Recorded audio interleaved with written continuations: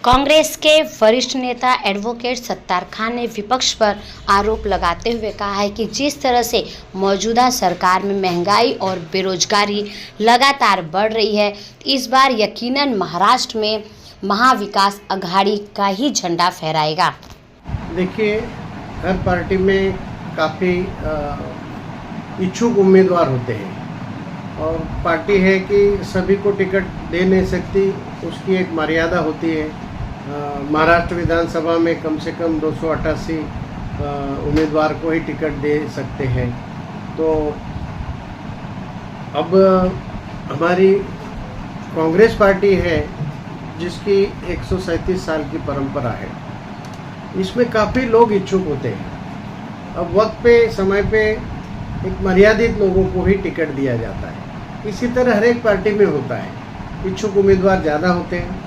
लेकिन अब की बार हमारी महाविकास अघाड़ी है, 288 में से भी सीटें कम हुई है क्योंकि तीनों पार्टी का गठबंधन है, साथ में और भी कोई पार्टी का उम्मीदवार आता है तो उसको भी सीट देनी पड़ती है।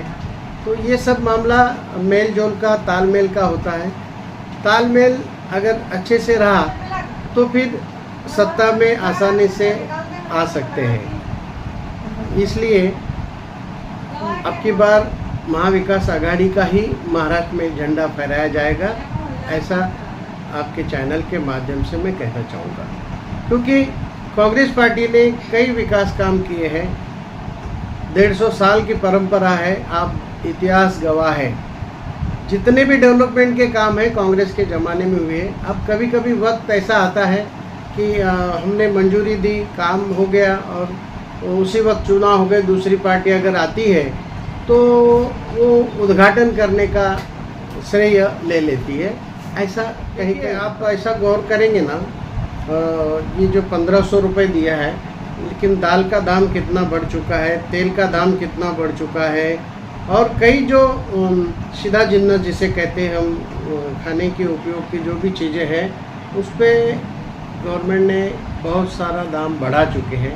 व्यापारियों का भला कैसे हो, क्योंकि सेंट्रल में जो सरकार है ये सिर्फ और सिर्फ व्यापारी वर्ग भी उस पर सत्ता जमाए बैठी है, जो चाहे लोगों से निचोड़ कर वसूलो, ऐसा फिलहाल चल रहा है। इतनी महंगाई बढ़ चुकी है, महंगाई की मार लगने के बाद मुझे नहीं लगता कि फिर से ये भाजपा की सरकार अभी यहाँ महाराष्ट्र में आ सकती है।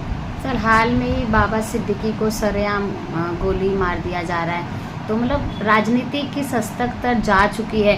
और अभी जस्ट एक न्यूज़ आ रहा है कि सलमान खान को बहुत मतलब प्रोटेक्शन में कर दिया है, पुलिस बंदोबस्त बढ़ा दिया गया है। मतलब कहीं ना कहीं आरोपी को पकड़ने में इतना ध्यान नहीं लगा रही है सरकार, बल्कि उनको प्रोटेक्शन देने में लगा रही है। इस पर क्या कहना चाहते हैं? देखिए, ये गृह मंत्रालय से संबंधित सवाल आपने पूछा, तो पिछले 2.5 साल में तो काफ़ी ऐसी घटनाएं घटी है।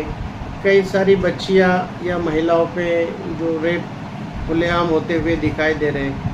एक ज़माना था बिहार या उत्तर प्रदेश का नाम लिया जाता था इस मामले में, लेकिन महाराष्ट्र में भी ये सब धीरे धीरे देखने को मिल रहा है। बहुत ही बुरी बात है। गृह मंत्रालय भले डकैती हो या कई मर्डर हो, खुलेआम सरेआम ऐसे जो माजी मंत्री है इनका मर्डर होना, ये बहुत ही शर्मनाक बात है। इस बारे में मैं कहूँगा कि गृह मंत्रालय पूरी तरह से फेल हो चुका है।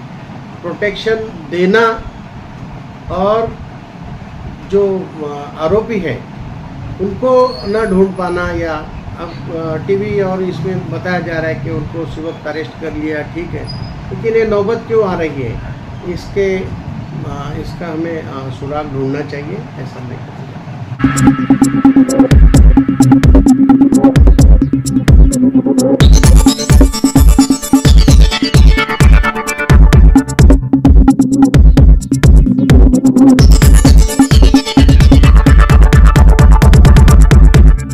है।